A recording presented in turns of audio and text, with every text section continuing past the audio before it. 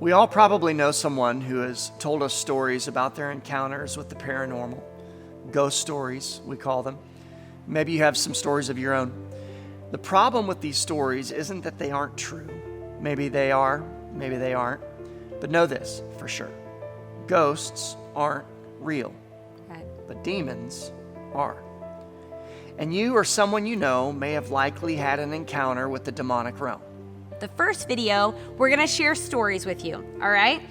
None of these stories are meant to scare you, rather to prepare you if such things were to happen to you or your family. The second video, we are going to help you to understand if these things are happening in your home or to you or someone you know, what do you do?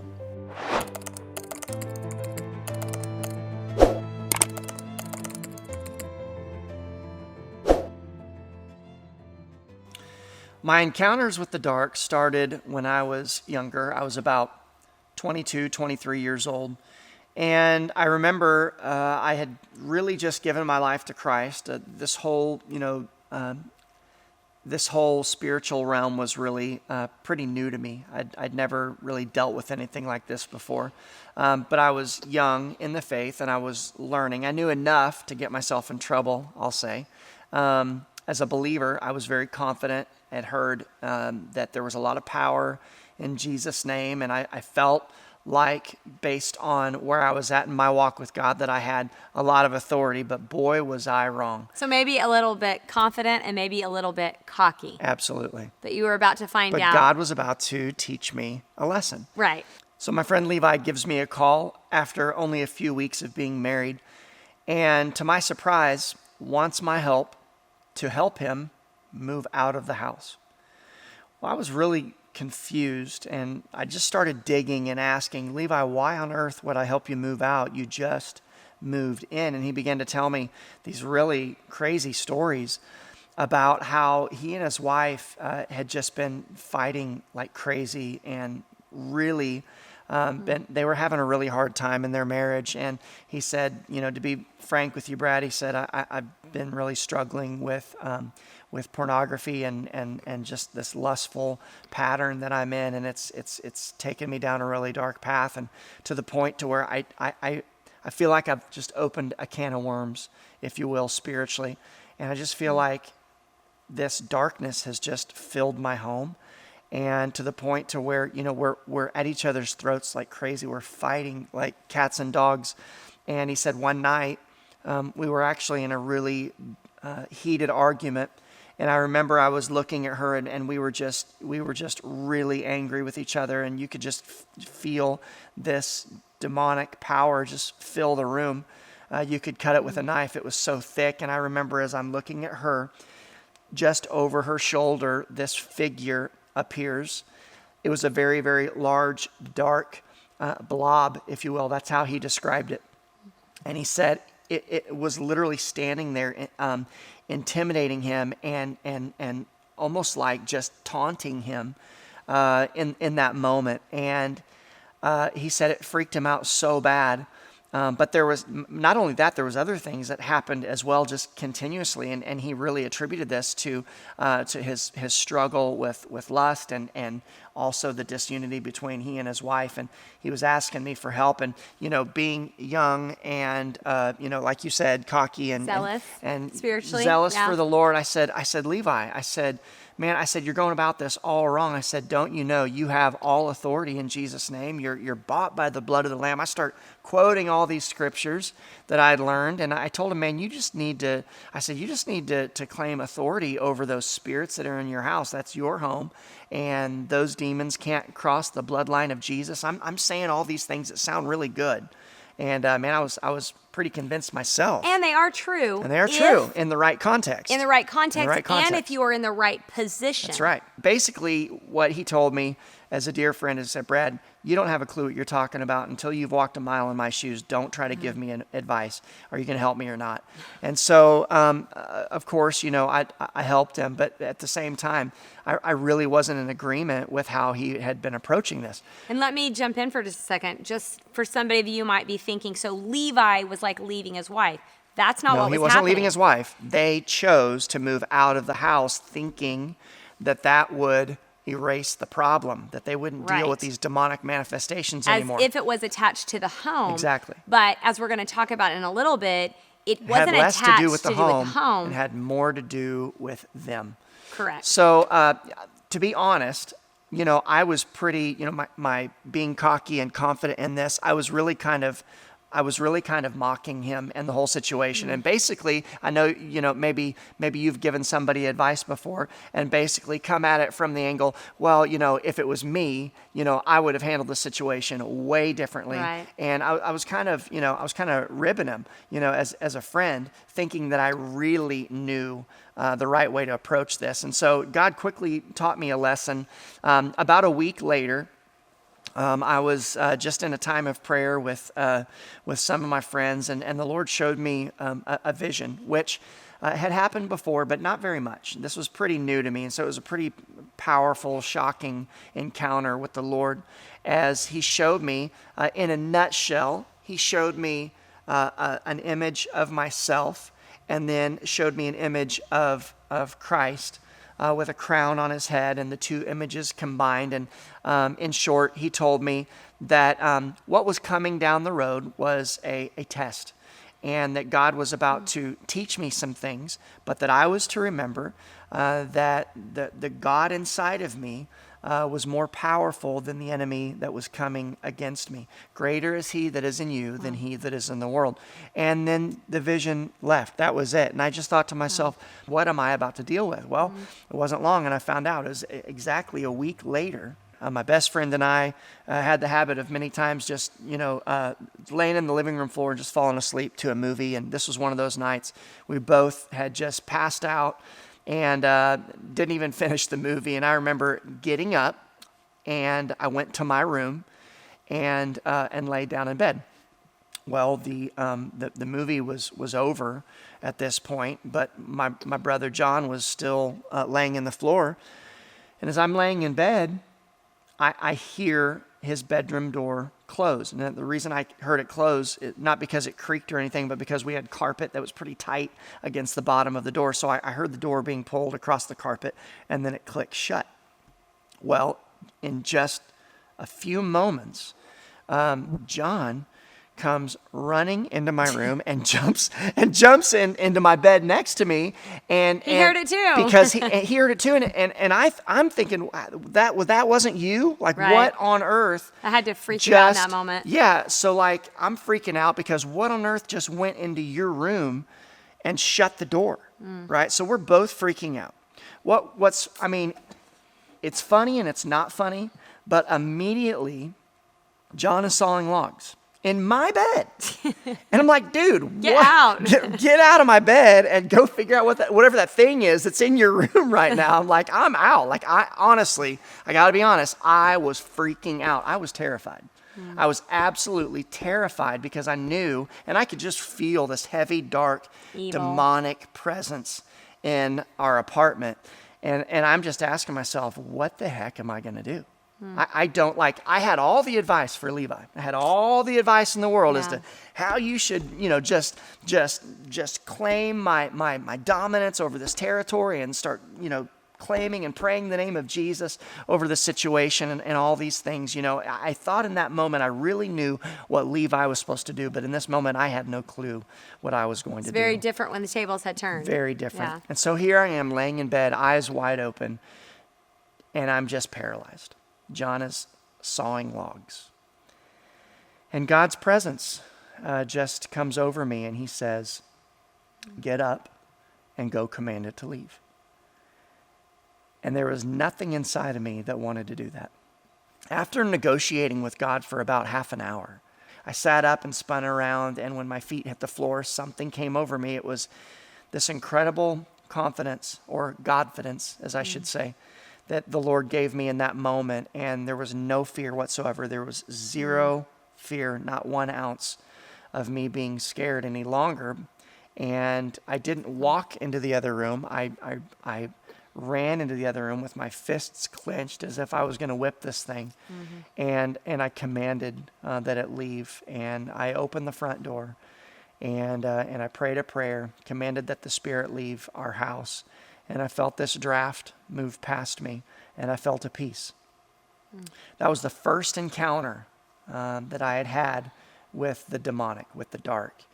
But I wish I could say that it all stopped right there, and that was the only experience I ever have. But unfortunately, or fortunately, it continued. And I say that because I truly believe that God used this season in my life and in my friend's life to teach us how to engage and how to deal with demons.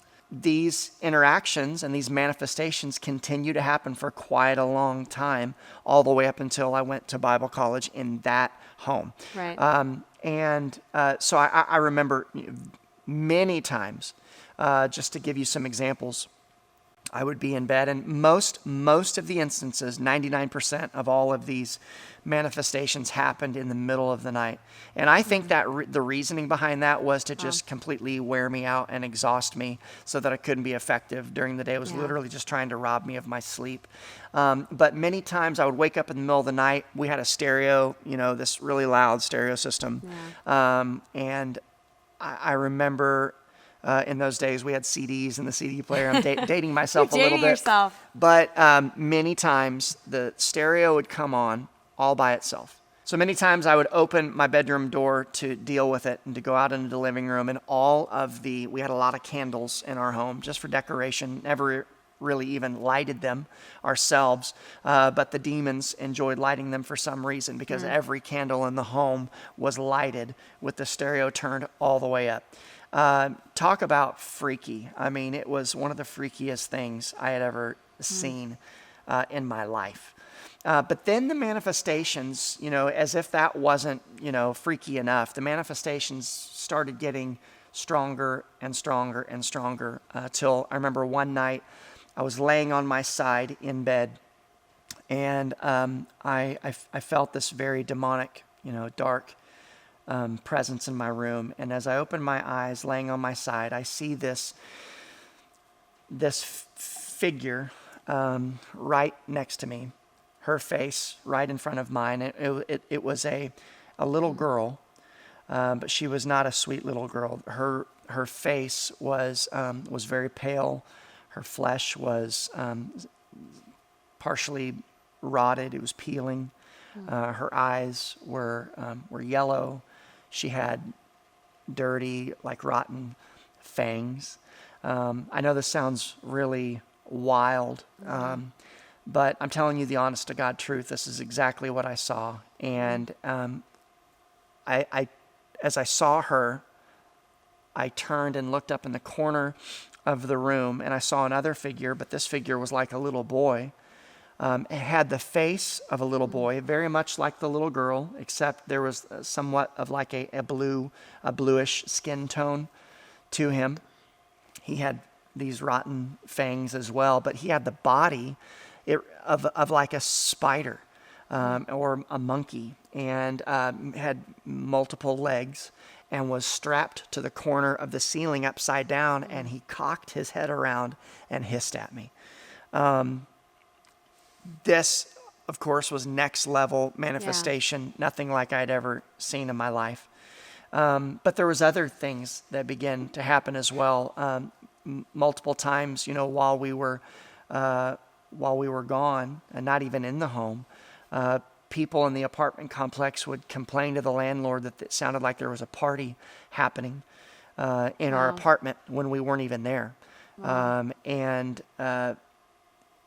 to find out, it sounded like these demons were manifesting these While you were literally while gone. we were They gone, were there. having parties. But then we associated it with, and this is an important lesson that I learned, we associated it with times that I would fall spiritually, times when I would get tripped up in my walk with God. So I'm living in this season where I'm called of God, but I'm still a human being, 100% man, dealing with temptation like every other man. And so I dealt a lot with lust And in fact, I mean, even to this day, I'm a man. I still do every single day of my life. I just have had to learn how to combat it. And so if any man tells you he doesn't deal with lust, he's a liar, because it's just part of our makeup. But I was really struggling with learning how to navigate through overcoming sin in my life. But as I would get tripped up and as I would fall and give into temptation, these manifestations would grow worse and So more obviously, powerful. when you were falling, when you were getting tripped up by sin, The you were manifestations would get opening a really, portal yes. and inviting them in. Yes, it was something that I was doing. So if you kind of jump back to the beginning of the story, talking about your friend Levi, Yeah. what he was doing as well, because he was dealing with lust and pornography and some addictions as well, Right. that are sin, that displease God, he was opening a portal. Right. And so moving homes wasn't really going to wasn't the help. answer. It wasn't the answer. No, it was overcoming sin. Exactly. And learning how to stop opening portals. I was laying in bed and woke up to my roommate John shaking me and waking me up, and he said, "What happened? What happened? How did these get here?" And I said, "What? He said, all these knives." And I looked down on my chest, and all of the knives, I'm talking about the big, Like your- kitchen knives, yeah. from the kitchen were laying all over my stomach and my chest. And so obviously these demons had carried them, through the air and laid them on my stomach and my chest while I was asleep. And something similar had happened to John that same night. I believe it was right. I believe this is how he woke up. He opened his eyes in bed and he saw a knife coming through the air, and he rolled off of his bed and screamed. And when he got up, the knife had been stabbed into the mattress where he was laying his head, and then there was another knife that was stuck in the sheetrock in the wall crazy. above where his head was as well. I remember one particular time. And you know how we have been talking about how a lot of these manifestations are a response to a sin issue Right. in your life. So these two instances were sin related.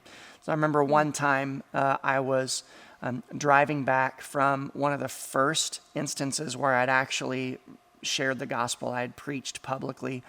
So I had a road trip of 2 or 3 hours traveling, and I felt like it had really gone well. Man, I really shared a message that I felt was powerful and impactful for the people that I was ministering to.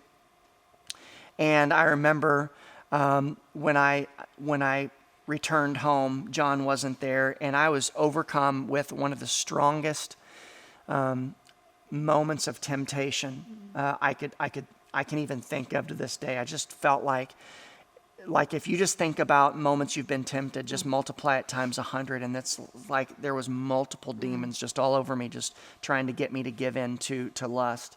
And unfortunately, I lost the battle that night, and I was so mad and I was so angry about what had happened. I remember just screaming out, to these demons. That I was victorious, and that I wasn't going to lose anymore, and that I was going to overcome this temptation. That I was going to succeed and really become, holy and just consistent in the righteous walk that God had called me to. And after I gave this big long speech, I remember I went to bed, and I woke up. Later that night to some more manifestations happening. Obviously, I'd opened a can of worms myself, and I remember there was a letter that was on. I opened my bedroom door, and there was a piece of paper, and I picked it up, and it was a handwritten letter. And I a couple weeks prior to this happening, I had jokingly, and this is why you need to be very careful what you say. I was jokingly naming a few of the demons that I'd been dealing with. I talked about how I'd been dealing with Freddie, fear, and Lester, the lust demon. It was a joke, okay? But on this letter, after I'd clearly given in to temptation, and I felt so defeated and so ashamed and so guilty, This letter said, "You lose again, Lester." Wow. Another time, another letter was written to me. And by the way, this writing, it looked like someone took their fingertips and grabbed the end of a pen, because there wasn't hardly any pressure on it. It wasn't like if you and I were to write a note. It was like if someone did it from far away, because it was shaky. Barely. And it was written on an angle going, down, and just real creepy looking handwriting. On another occasion, I remember this was actually one of the only times anything happened during the day. But my roommate John and I were really just at each other's throats. Man, the enemy was working overtime to try to bring disunity and dissension in our relationship. And I remember, man, we were just arguing. We were at it. We both had really just kind of lost the battle as far as just letting our anger get the best of us. And I remember he was so mad that he went off to his room and started vacuuming, which to me I thought was a bonus, because anytime he got mad, he started cleaning. But for me, I shut my door. We weren't talking, and I was just trying to get some work done. And I remember all of a sudden just hearing these things like loose change and different things hitting my bedroom door. And how many of you have a junk drawer in your kitchen? It's where you put all the junk that you're never going to use, but you don't know where to put it, and you don't want to throw it away. Miscellaneous stuff that has no home. Well, all the stuff out of that drawer in the kitchen was thrown against my bedroom door. It wasn't John. He was in his room vacuuming. I opened the door, and all the junk contents are on the carpet in front of my door. But then again, there's a piece of paper, just like last time. And I remember it was yellow paper that I used for printing flyers. And I picked up the piece of paper, and it was the same type of handwriting. And it said, "Looks like you boys are at it again. See you tonight." Wow. Which was a total intimidation, threatening that, they were going to keep me up that night as well. But again, we had opened the door. Right, by because you had given in to anger, opened up obviously. That portal through anger. Yeah, and obviously the enemy's strategy is to divide and conquer. Right. So he tempts you to want to kill each other, to become angry with whatever was going on, whatever that situation was. And you give in to that temptation. And then you give in. Now you open a portal. And give them a legal right, a biblical license, a legal right, to come in and wreak absolute havoc in your home. On the situation. And that's when these manifestations occurred. So there were times, yes, I was being attacked and experiencing these things because of my calling. But then there were other times when I brought it on myself because I opened up that door. I opened up that portal because of something that I did, because sin separates us from God. Right. And when that separation happens because of something you say, something you do, something you think, then again, it opens the door wide open for the enemy to just come in like a storm and just, wreak havoc in your life. Yeah, and it's not like, I was never harmed through any of these interactions with the demonic, and I think that's important to understand, because I was saved, but I was struggling. So I was opening these doors, but I also was protected by the blood of the Lamb. So it's like I learned through all of this that it was all intimidation. It was all just fear. A fear factor, just trying to get me to react. And to not trust God, to not have faith in the strength and the power of God. And other times, it was testing me to give into temptation and open those doors. Right. So in part 2, we're going to talk about who is Satan. I mean, where did he literally come from? Why are there demons? Right? Because we're saying there are no such thing as ghosts. These are demons. Well, we hope today has not completely freaked you out. We hope that you have learned to begin to understand the demonic realm is real. There's an enemy who wants to destroy you, but God doesn't give you a spirit of fear. That's right. But power and love and a sound mind. Yes. Make sure you check out the next video.